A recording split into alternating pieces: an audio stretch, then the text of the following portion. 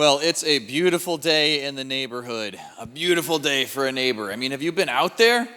I love this, and it looks like we're going to get another week of it. And I think, you could clap for that too, I think it's actually a beautiful day to be at Horizon as well. Because when you think about a beautiful neighborhood, really what you want is not just beautiful houses. You want to feel like your family life is beautiful. And it doesn't always feel that way. It's hard, right? Life throws a lot of curveballs at us. And so we have two things coming up right now specifically designed to help you feel like family life is beautiful. One for the guys, one for the gals. So first, men, next Sunday, September 7th at 7 p.m., we have a brand new men's study called Authentic Manhood, A Man and His Marriage. Extremely practical tips to help make the most of the most important relationship in your life. And here's what you're going to love about it. First of all, we scheduled it very carefully so it does not conflict with any Bengals games. I'm not saying the Bengals are more important than your marriage. I'm just saying you can have both. And when you come, you're not going to get picked on or beat up. The idea is this is just a group of guys, great place to connect with other men from Horizon, sitting down for encouragement, practical tips to really make marriage awesome like it was always meant to be. So don't miss that. You can register. You'll see that online or in your program. And then, ladies, I know you're starting to feel left out, so get this. September 18th, we have our next Women's Dinner Series event. So this is just for the women, and we're bringing in a special guest, Brittany Ruby Miller. She is the CEO of Jeff Ruby Culinary Entertainment, which means that she has a world-class career, but she is also a wife and a mom. And so as she comes and shares her story, some of the challenges that she's gone through, it's not just how do you balance work and life, it's how do you lead at a world-class level with faith in both career and family. So, September 7th for the guys, September 18th for the gals, but right now, for all of you, it's a beautiful day in the neighborhood.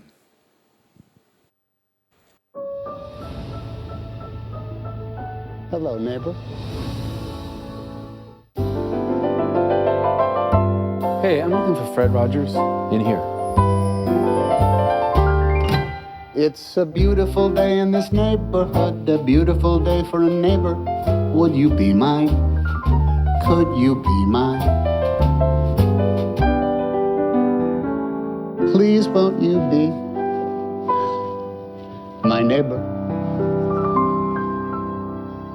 Hello, neighbor. Mr. Rogers, I'm here to interview you. It is so nice to meet you. You okay? Profiling Mr. Rogers. Boyd, please don't ruin my childhood.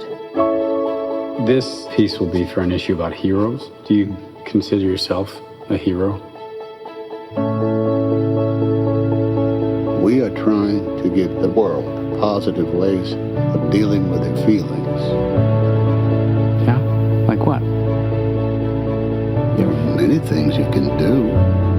You can play all the lowest keys on a piano at the same time.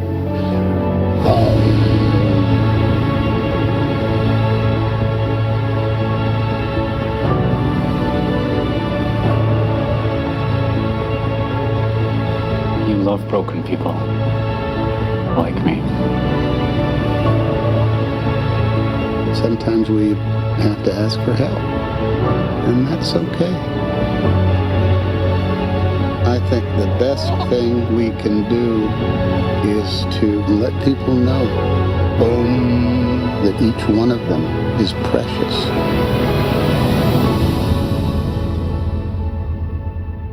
Hey, Mr. Rogers. It's a beautiful day in the neighborhood, a beautiful day for a neighbor. Please won't you be my neighbor? That was wonderful.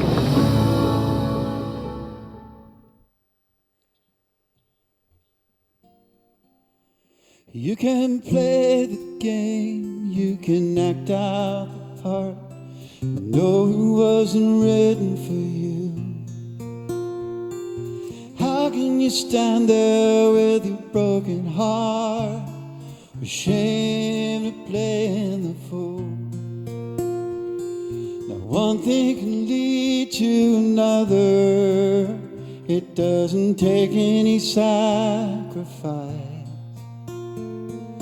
Father or mother, a sister or brother, if it feels nice, don't think twice. Shower the people you love with love. Show them the way that you feel. Things are gonna work out fine if you only will. Shower the people you love with love. Show them the way that you feel. Things are gonna be much better if you only will. Now you can run, but you cannot hide. This is widely known. trying to do with your foolish pride when you're all by yourself alone? Won't you tell somebody the way that you feel? You can feel it beginning to ease. I think it's true what they say about a squeaky wheel. It's always getting the grease. It's better to shower the people you love with love. Show them the way that you feel. Things are gonna work out fine if you only will. Do as I say. Shower the people you love with love. Show them the way that you feel. Things are gonna be much better if you only will.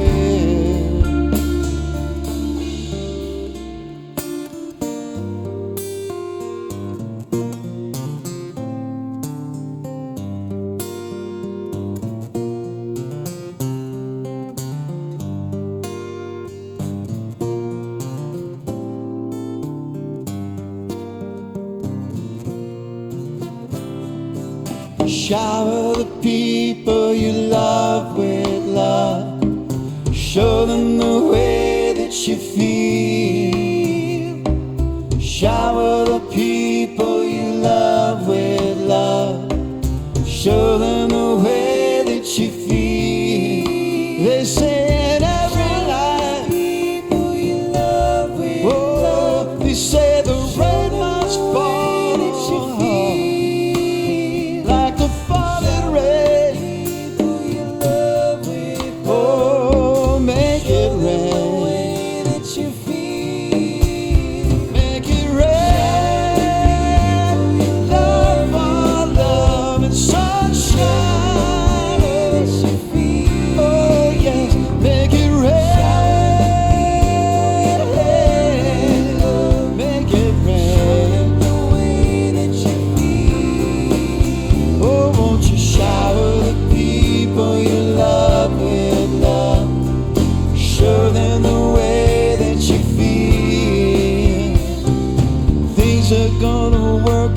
Fine if you only will.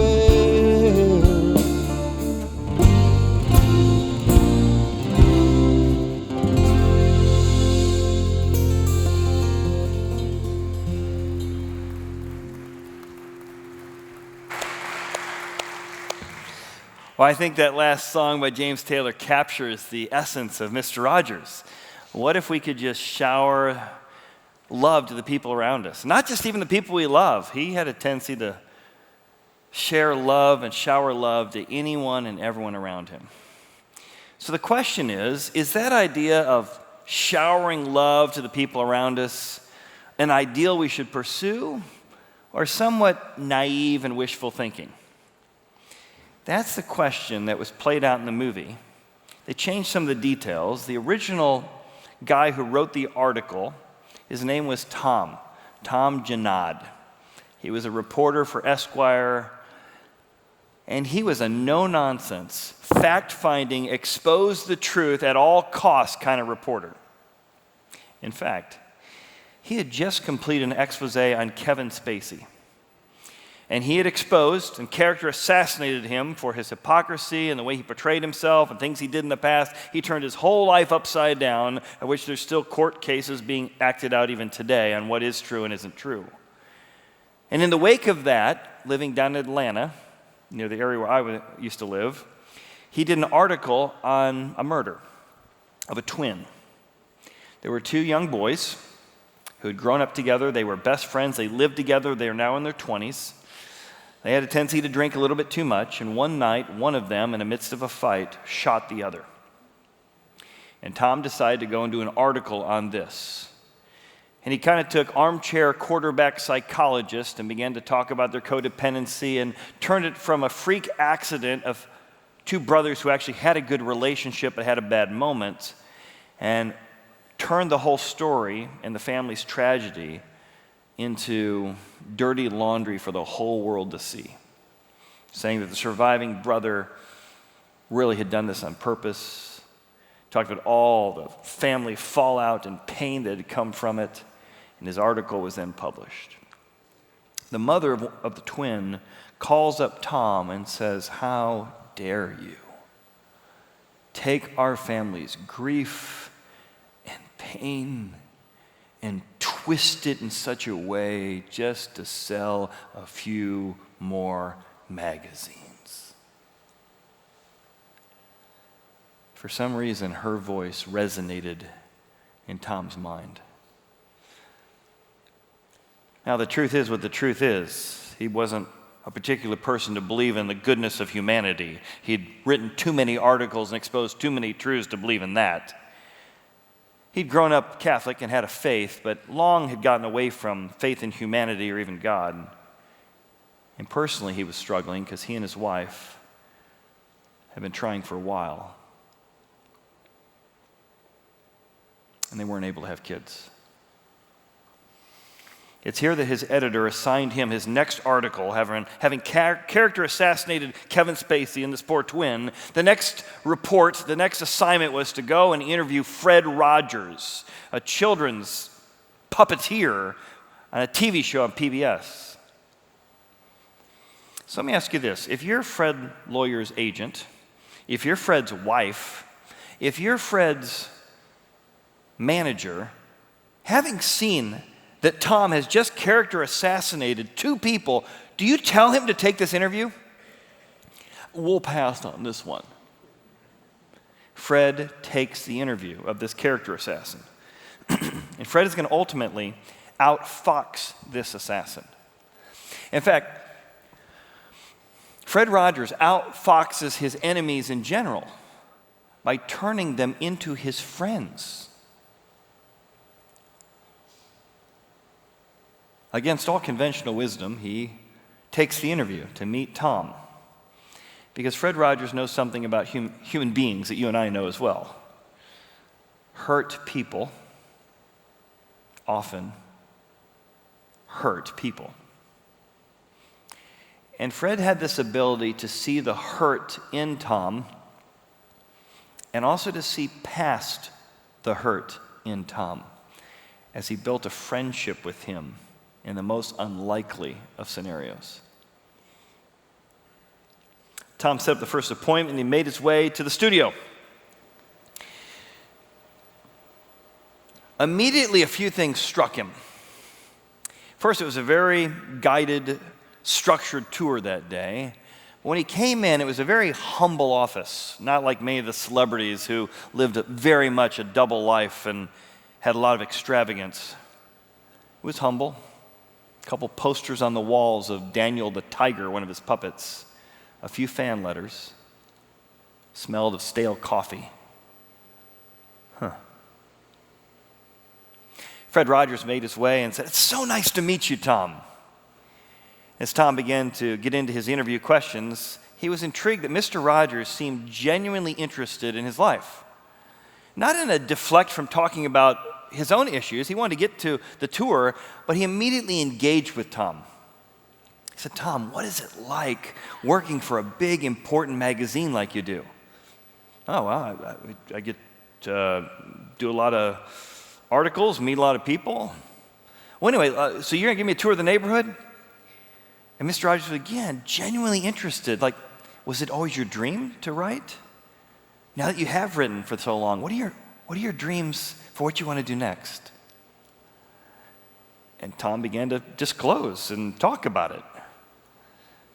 He just couldn't believe how warm and genuine he seemed. We'll find out the truth, he thought to himself. Then Fred said one more thing. He said, "Now, what are your dreams? But we're about to show you a tour of the neighborhood. But Tom, what was it like growing up in your neighborhood?" And again, he somehow was so disarming. Tom talked about growing up in his neighborhood and what that was like. And well, eventually they get to the tour. And as they get to the tour, they make their way around, and Mr. Rogers talks about his philosophy of helping every child feel loved and feel unique. That feelings should be something that are mentionable and manageable. He talks about his faith in God and how that faith helps him think about how to believe the best in people and to think about the character arc of love in every situation, this could not be more different than how Tom saw the world. But the thing that really struck Tom in that first meeting was it was a very busy, very structured day. There were meetings, there were script rewrites, there were back and forth on camera, off camera. And yet every time he saw Mr. Rogers, in every scenario, he was the same genuine, caring, loving guy. It wasn't just an act he put on for the set. In fact, his station manager would often get frustrated because Mr. Rogers, anyone who came in the studio, every child, he'd get down on their level and talk with them and interact with them and ask them questions the same way he did with Tom. He just never met someone this genuinely interested in loving other people. A few months later, Mr. Rogers was in New York. He had bought this little apartment for $11,000 20 years earlier and had kept it. So whenever he's in New York, he would stay at this apartment. Well, Tom heard he was in town. He called up and said, "I know we saw you at work. I'd love to see you at home. Could I come and interview you?" Mr. Rogers said, "Well, okay, if you don't mind that I'm in my bathrobe." "I don't mind." "Well, then come on up." 5 minutes later, Tom came into his apartment. And the same thing, it was just humble abode. Pictures of his boys on the walls.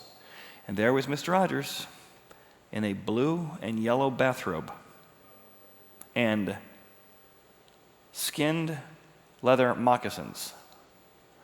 Just could not be more comfortable being himself with this interview with the press.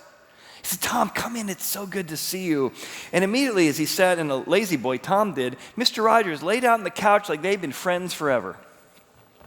In fact, he was so comfortable, he put one hand on his ankle and just said, "What do you want to talk about?" The phone rang. It was Joanna's wife. "Yes, honey.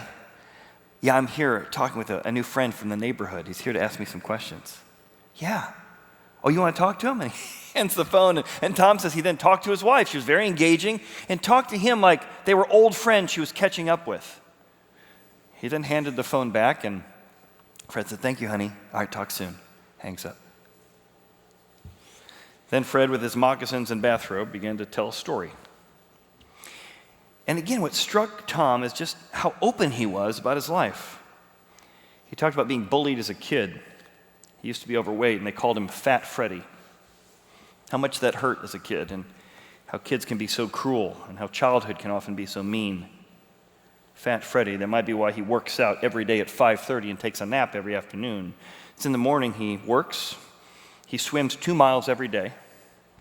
He prays for people by name for an hour every day. Goes to the office and then takes a siesta in the afternoon, which is where Tom had caught him. He also talked about being very shy as an only child growing up in Florida, and how it was his world of imagination that really helped him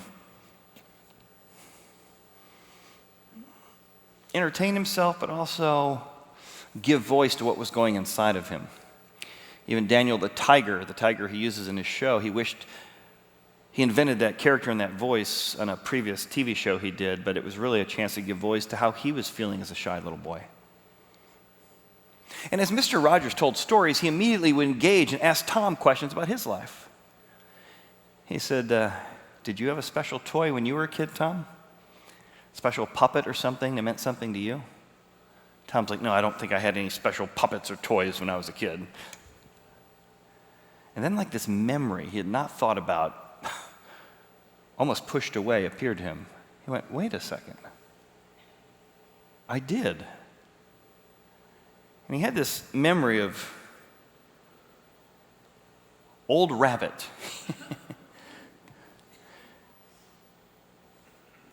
A stuffed animal that he loved very, very much as a kid. He's like, "Yeah, I had this rabbit, and all the stuffing was out of him."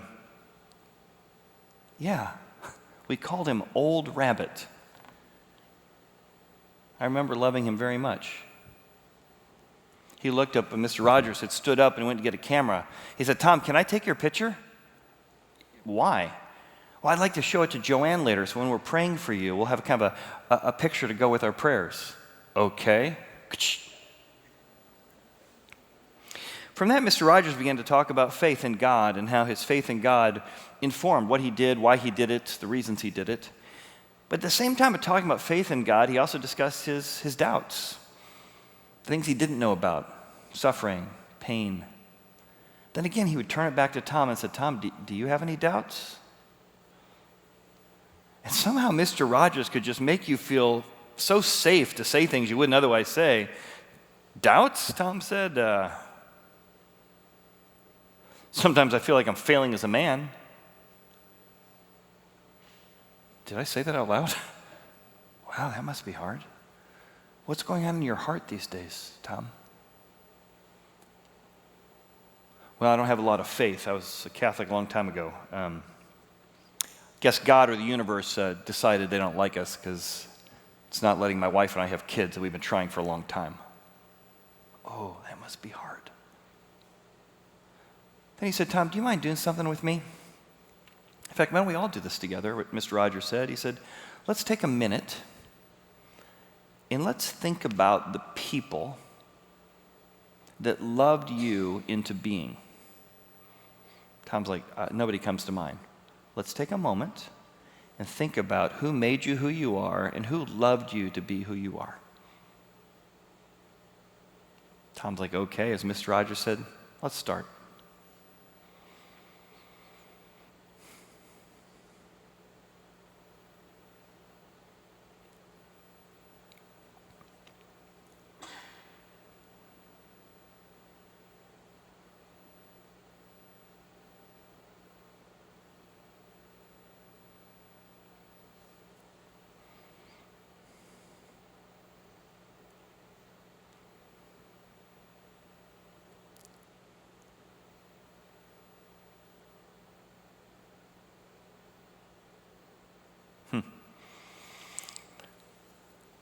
Tom would write later that this is the closest to prayer he'd been in a long time. He had a rather conflicted relationship with his mom and dad, but this is the first thing he thought of was his mom and dad. Instead of thinking about all their imperfections and the anger he had toward his father, he thought they were people who had loved him into being who he was. And for the first time, he started thinking about gratefulness related to them.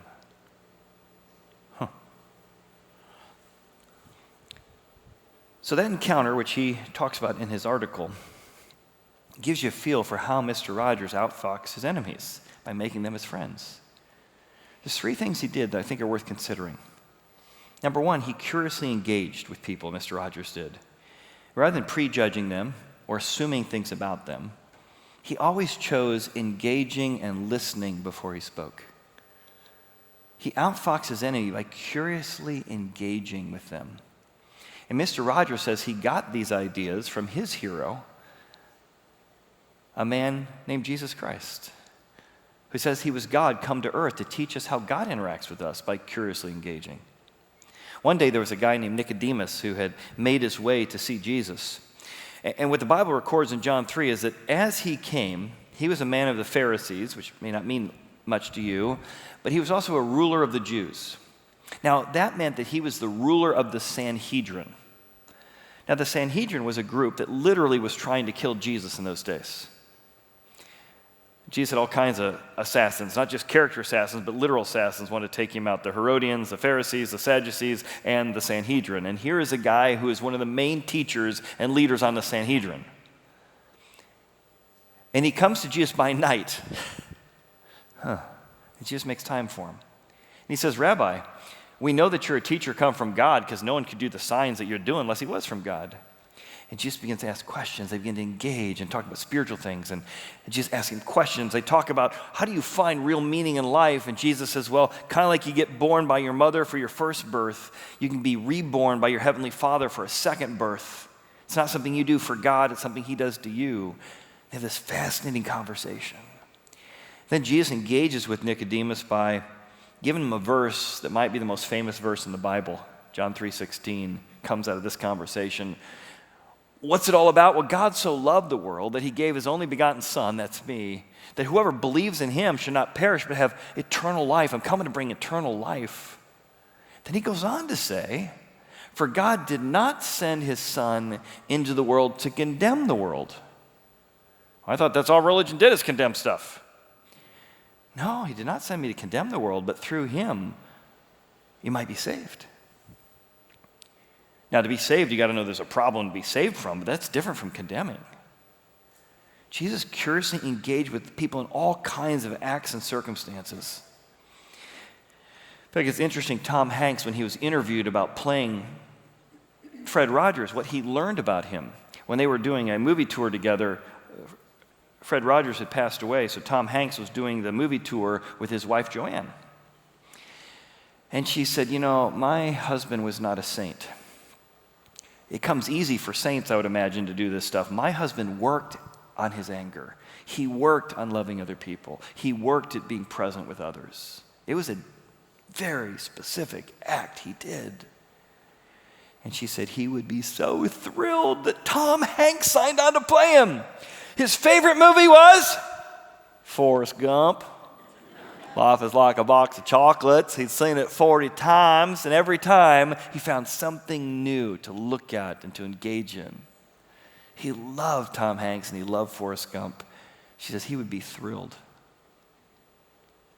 When Tom Hanks was asked, what did you learn as your study of Fred Rogers as you were learning to play the character? He said, well, a couple things. One, he said, ultimate success comes from three things. First, be kind.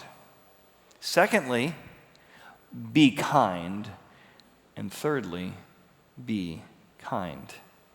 He said, you need to realize that I believe that appreciation is a holy thing. When you look for the best in a person, you're doing what God does. In fact, when Tom thought about the storyline that came from this real story with this Esquire reporter, Tom, he said, I saw it in action in this story. He said, Fred had this ability to see something in Janad, and he worked at it to bring out the best in him, not just as a writer, but as a person. It's taught me to be open to possibilities. The possibility for opportunities, possibility for people, the possibility that reconciliation could actually happen, and even forgiveness. Are we willing to suspend? Jesus, he suspended judgment against a guy who's on the Sanhedrin to get to know him and start a friendship with him. In fact, that guy, Nicodemus, is one of the guys who takes Jesus' body off the cross that many years later. The second thing he did to outfox his enemies is that he chose to prioritize their needs over his own comfort. He had lots going on. He didn't have time to spend building a friendship with another guy, but he did. He always said, your needs are more important than my comfort, my rights, my plan.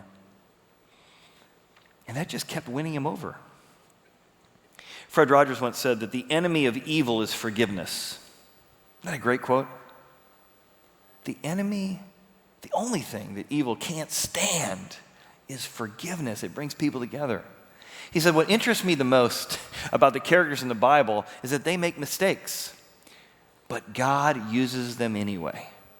And not just in little ways, in important ways. Nobody's perfect, but God can even use our imperfection. It's a mistake to think that we have to be lovely to be loved by God or by others. Isn't that great? You don't have to be lovely to be loved. Now, where does he get this idea of prioritizing other people's needs over his own comfort, over his own right to be right in a conversation or argument? Well, again, Jesus' hero is the platinum level gold standard of this. When Jesus put upon a cross, his enemies, the Romans who are crucifying him, literally are pounding railroad spikes into the nerve endings in his wrists with a torture method called the cross that was designed to suffocate you because you'd have to pull up to get a breath on those nerve endings to capture a breath. And this enemy of Jesus, who was literally killing him at the time, is watching him die. He'd seen 1,000 men die. It didn't really bother him at all, so he was paid to do. But he'd never seen anyone die like this. Jesus pulls up to grab a breath. With a little bit of breath he could pull out, he saw him look up to heaven, the centurion did, and he said, Father, forgive them, for they know not what they do. This enemy of Jesus had seen men curse God and curse people, and certainly curse the Romans while they're being crucified. He had never seen somebody see the needs of their enemy? Our need for forgiveness is bigger than your need on the cross?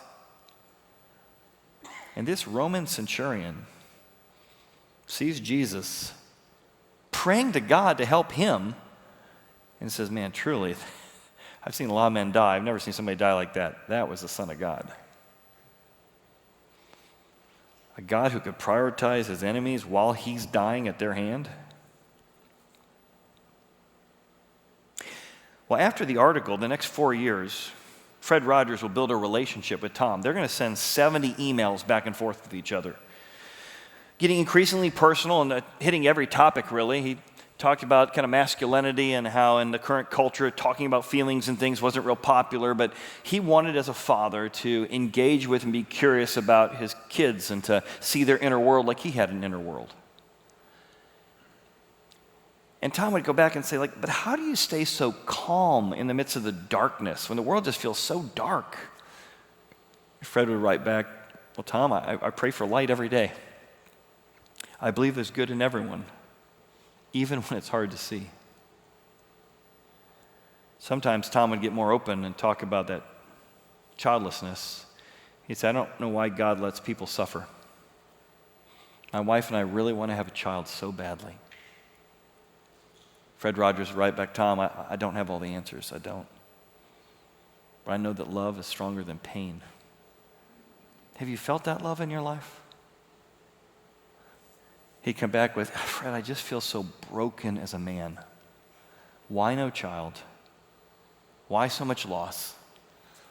I just feel like a broken man. And he would respond with, Tom, you're not broken, you're human.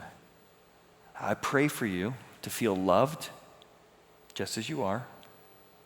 And I believe God, I love this, holds your pain.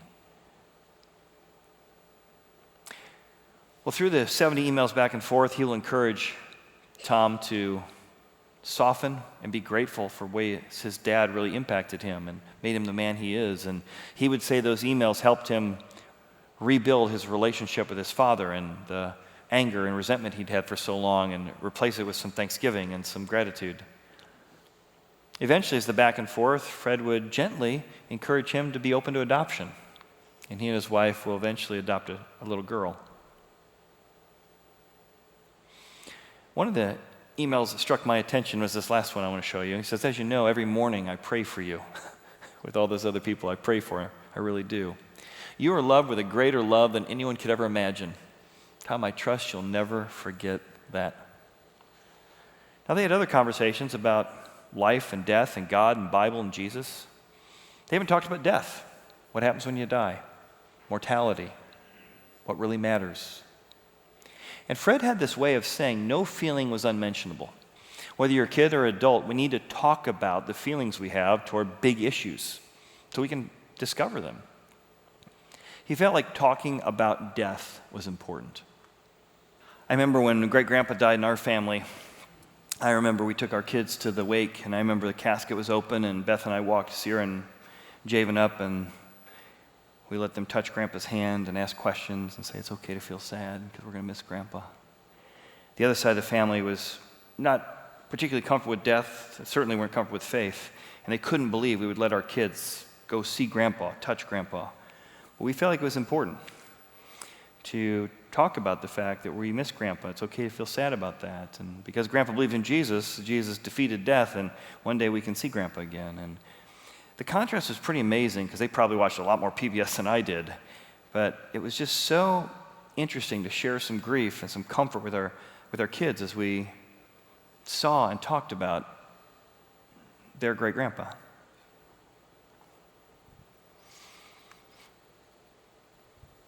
Their need for talking about it was greater than my need to not be in the awkward moment and not know what to say or what to do. I think that's the last thing we see that Jesus did and Fred Rogers did to outfox his enemies is that he knew when to be silent. I mean, you watch that. Have you ever seen the clip where he, interacts with the fish that dies? You're like, man, it's so slow. There's so much space in his TV show to think, to process, to feel. In fact, Tom Hanks was asked, what did you learn most playing Fred Rogers? And he said, I learned the acronym WAIT. Why am I talking right now? And Fred Rogers had this ability to be quiet and engage with people and ask questions and genuinely want to get to know people. And again, you just see that in Jesus. Jesus stands before Pontius Pilate and a guy named Herod his dad tried to kill him. And it says that sometimes he just remained silent. He said nothing. When he stood before the governor, that's what Pontius Pilate was called, it says, and Jesus spoke nothing. And in that moment, the governor marveled.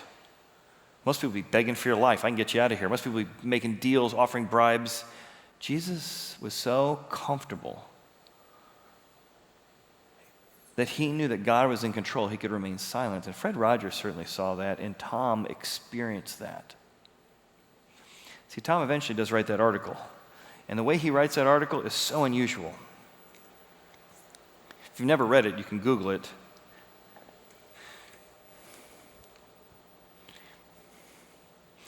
But he talks about how, because of Mr. Rogers, they adopted a daughter. This he writes about later. And that daughter ends up coming with them to church. He became a churchgoer and a believer in Jesus and God because of how he saw Mr. Rogers love him so well like Jesus did. Last article I read said they're going to some Bible teaching church in America. In fact, their daughter was old enough now that she'd recently gotten baptized and become a follower of Jesus. But Tom begins his article this way. He says, once upon a time, there's a child with an old rabbit. A stuffed animal he called Old Rabbit. But all the stuffing was long gone. It was kind of an unstuffed rabbit. In fact, it barely even looked like a rabbit anymore.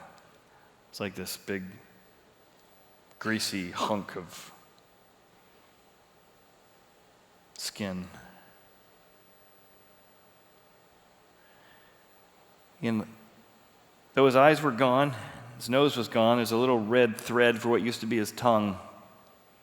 This little boy loved Old Rabbit, and he wasn't sure exactly why even. This Old Rabbit taught him how to pray. One day they were going down the street as a kid, and that Old Rabbit fell out the window. That night, this kid prayed desperately with kind of that ongoing summoning that only a child can do. And you say, God, please save Old Rabbit. Please help Old Rabbit. A few hours later, his parents walked in the door, and they had found this rabbity roadkill. Greasy and dirty. It was filthy and precious. And that little boy learned that sometimes God does answer prayer. And the next line in his article is, you were a child once too. That's what Mr. Rogers taught me. You were a child once too, where you prayed and you believed, you had thoughts and feelings. And he goes on to describe Mr. Rogers' encounter with him at all these different instances. He begins to describe his impact on other people. It goes on and on. He tells a story from that movie clip we watched earlier where all the kids are singing on the subway, his song while Tom watched. All these stories he witnessed. A man who loved people so well, who saw the hurt in people, saw past the hurt in people. And so he entitled that article, Can You Say Hero? How about for you and I? What if for you and I, we began to see past the hurt in people? We began to choose acceptance and love and choosing to appreciate more the people around us. Wouldn't we all do better if someone saw not just our crabby behavior or ornery moments or our worst tendencies, but saw inside of us was a desire to connect, a desire to love, a desire to be loved? What if we began to look for the SOS in the people around us? Oh, it's not save our ship, but there's some sense in which somebody who just needs a little bit more encouragement needs to mention that what they're doing and what they're contributing makes a difference. In a moment that somebody's being kind of crabby or ornery, to give them some acceptance and the benefit of the doubt and not the prejudging. Wouldn't our marriages be better if we looked for the SOS? in our spouse on a bad day? Wouldn't our families be better if we took the time to not say, I have the right to be right and it's about my comfort, but instead to say, I'm going to lean into your needs for appreciation or respect or a chance to process? What if just this week, like Fred Rogers did to Tom, like Jesus did to everybody around him, what if we look for the SOS in the people around us? I want to invite the band to come out and do this next song. It's one you probably know well. It's by The Police. And it's about him writing and saying, I've sent out a message in a bottle. It's my SOS. Boy, I need some connection. I'm feeling kind of down. I'm feeling kind of lonely. I'm feeling like, man, things are not going the way that they need to go. I need somebody to remind me that what I'm doing matters. What if everyone around us has a message in a bottle? And what if underneath our veneer and beneath the kind of way we seem like we're all put together, what if underneath that we realize that there's a chance to do holy work, as Mr. Rogers said, the holy work of appreciating the people who come along our path? What if we prioritize that? The SOS in the people around us.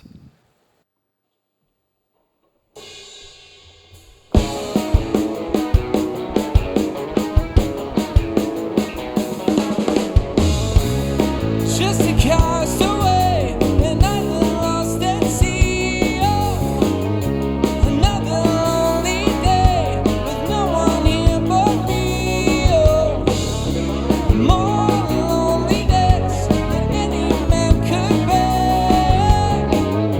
Rescue me before I fall into despair. I send an SOS to the world. I send an SOS to the world. I hope that someone gets mine. I hope that someone gets mine. I hope that someone gets my message in a bottle. My message in a bottle. A year has passed since I wrote my note.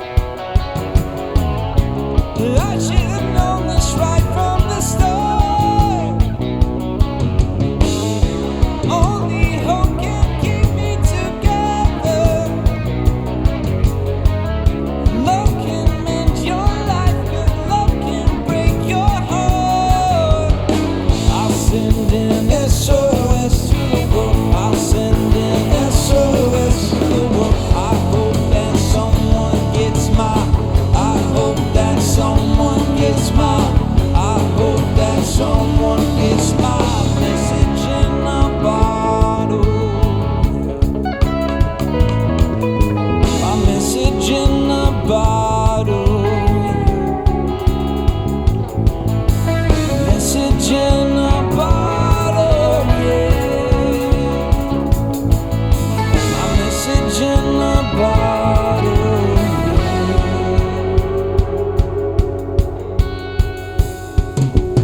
I walked out this morning and don't believe what I saw.